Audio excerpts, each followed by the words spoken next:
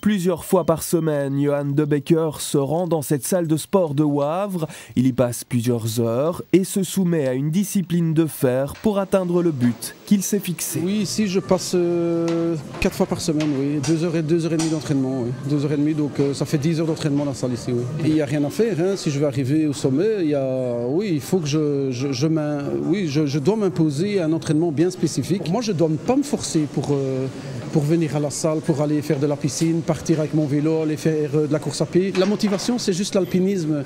Et je sais que ça passe par cet entraînement-là. Et voilà. Donc, tant que je n'ai pas fait l'Everest, je pense que je continuerai à m'entraîner comme ça. L'Everest en 2014, le but ultime de ce projet Seven Summits. Mais avant cela, il y aura le Denali en Alaska. Pour gravir ces sommets, certains muscles sont plus sollicités que d'autres. Il faut donc s'entraîner en conséquence. Il y a vraiment 3 exercices pour moi qui sont primordiaux, c'est-à-dire les quadriceps, les ischios et les épaules. Les quadriceps, c'est surtout pour monter, grimper la montagne. Les ischios, c'est surtout dans les descentes, parce que là j'ai une faiblesse au niveau des ischios. Dans les descentes, j'ai souvent mes jambes qui tremblent, comme si je faisais un petit peu d'hypothermie, mais c'est pas ça, c'est vraiment une faiblesse au niveau des ischios.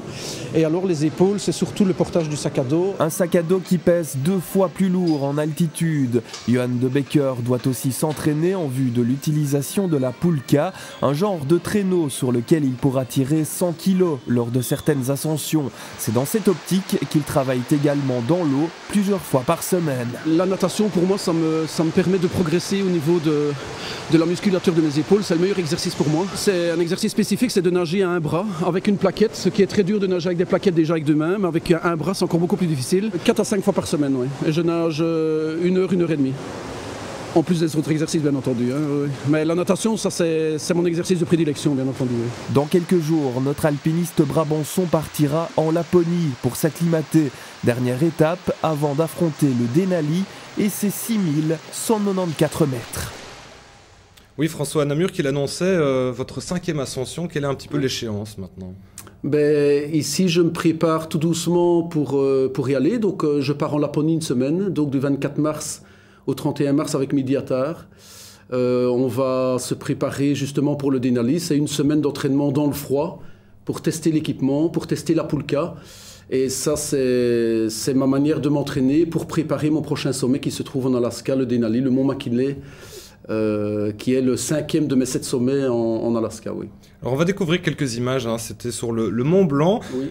Qui vous a en fait servi d'entraînement avant de gravir la pyramide Kartsen sur le continent océanique. C'est le mont le plus haut sur le continent océanique. Et à ce sujet, notamment, il y a un quiproquo en ce qui concerne l'Europe. Le sommet le plus haut, en fait, ce n'est pas le Mont Blanc, mais c'est l'Elbrus.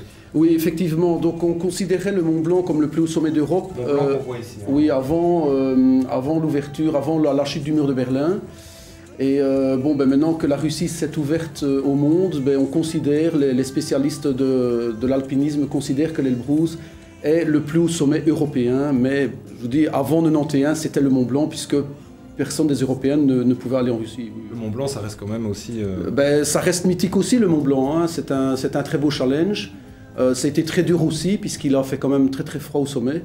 On n'est pas resté longtemps, même pas 10 minutes, parce qu'il faisait très froid. Et voilà, mais c'était un très beau challenge et j'y retourne normalement au mois de juillet, c'est prévu.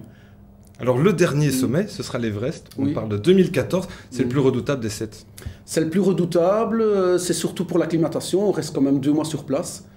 Mais le plus redoutable pour moi actuellement, ça va être le budget. Mais oui, c'est le summum de l'alpinisme, c'est l'Everest. Ça reste l'Everest, oui, bien entendu. Oui. Mythique, alors il faudra faire attention au temps, c'est souvent ça, la météo qui est souvent difficile. Oui, voilà, donc au niveau de l'entraînement, je pense que je n'aurai pas vraiment de soucis. Au niveau médical, je suis suivi médicalement, je n'ai pas de soucis non plus. Donc cardiologue, pneumologue, gastro-entérologue, des prises de sang régulières. Au niveau de l'équipement, je suis très bien équipé. Hein. Je m'équipe d'ailleurs chez Sionis et Otini. Mais alors, la clé du succès, ce sera le temps. Oui, ce sera le temps, la fenêtre de temps. Est-ce que cette fenêtre de temps va me permettre d'arriver au sommet? Ça l'inconnu en fait. En alpinisme, c'est toujours l'inconnu, oui. Alors un mot sur le financement, c'est que c'est important. Votre projet est ambitieux et il demande beaucoup de fonds. Comment est-ce que vous y prenez pour le financement? Ici, pour l'Everest pour 2014, donc je me prépare tout doucement. Donc je prépare maintenant mon budget pour dans 2 ans. J'ai des sponsors comme la ville de Wavre qui me sponsorise. J'ai la province du Brabant Wallon qui me sponsorise. J'ai différents sponsors qui me sponsorisent à des montants tout à fait légitimes. Mais ce que je fais aussi, je vends des produits sur mon site internet. Et alors, j'arpente les rues de Wavre, je vais dans les magasins et j'essaye de vendre ces produits qui sont entre 4 et 8 euros. Et ça a l'air de bien marcher parce que ce ne sont pas des sponsorings trop grands.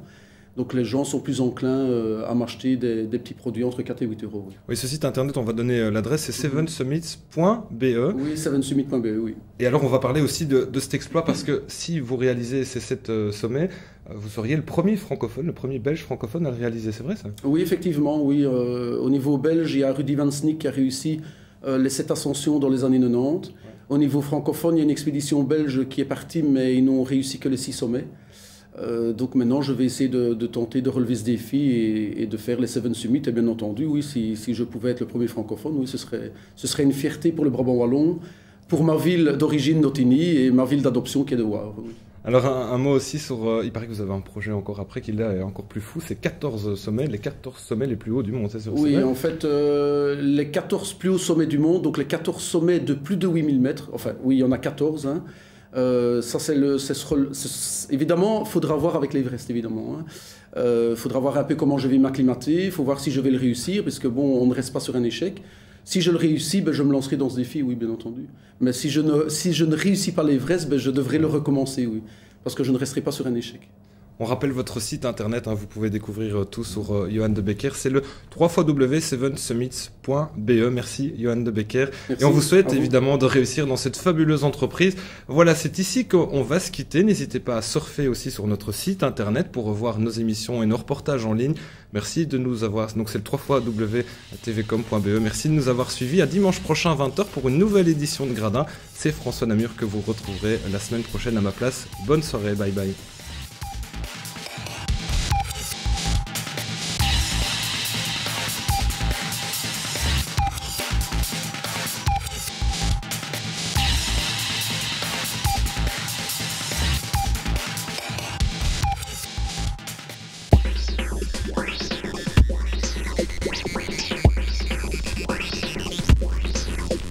Gradin vous est proposé par vous, télévision, internet et téléphone sur le câble.